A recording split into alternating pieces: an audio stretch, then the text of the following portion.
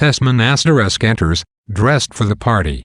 Hedda suggests that if, upon his arrival, Lovborg decides not to join the men for the party, he can dine with her. Tesman thinks this would be improper, since Aunt Jewel will not be there. Illard Lovborg arrives and discusses his new book. He says that it's not very good because he was just trying to please everyone with a general history of the past, but that another book, the manuscript of which he has with him, will certainly be worth reading. The new book contains a prediction for the future.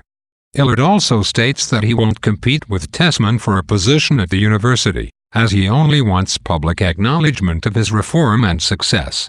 Tesman is relieved and exclaims to Hedda that nothing now stands in their way, but Hedda resents her inclusion in his excitement.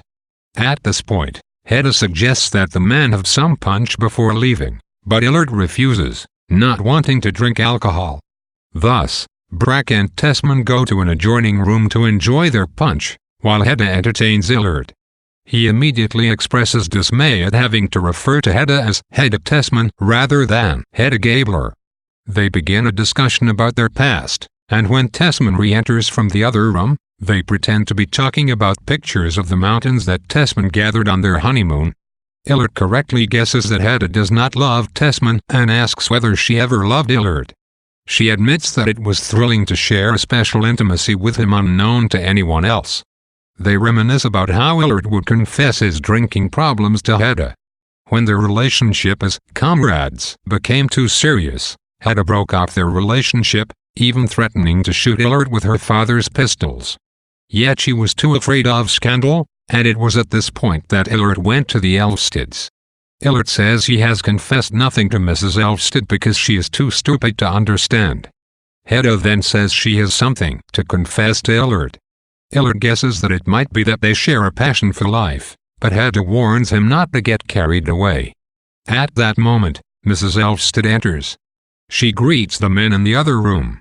Hedda makes her sit beside her, so Hedda is in the middle. Illard asks Hedda to admire Mrs. Elfsted, and he states that she inspires him to keep his life on the right track. Hedda, however, insinuates that some might think that he felt insecure and did not have enough confidence in himself. Mrs. Elfsted is alarmed when Hedda mentions Brack's amusement at Illard's hesitance to drink the punch, but Illard seems resolved and declares he doesn't care what anyone thinks. Hedda tells Mrs. Elfsted that she apparently had no reason to be so anxious when she visited that morning. Illard is surprised and asks what Mrs. Elfsted could have been worried about.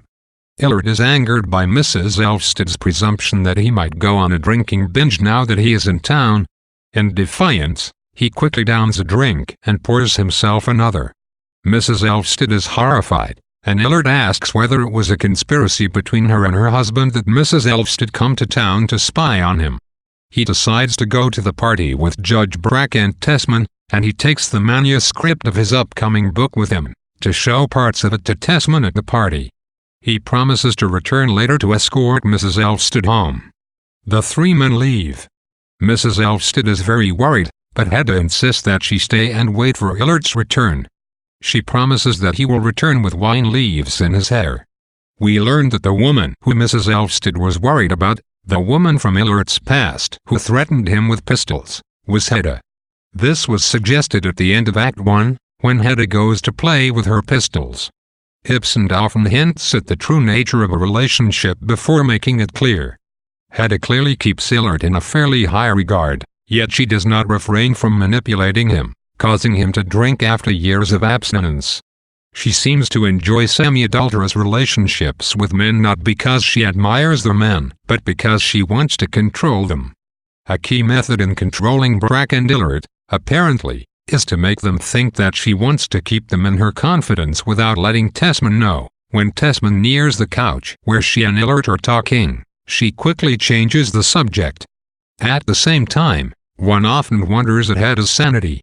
Because this is a play, not a novel, we gain no access to the characters' thoughts. Ibsen does not even include soliloquies or asides, during which the audience might hear a character's inner reflections. When Hedda pretends to fire at Brack, it could be merely the playfulness of a capricious girl or it could indicate incipient insanity.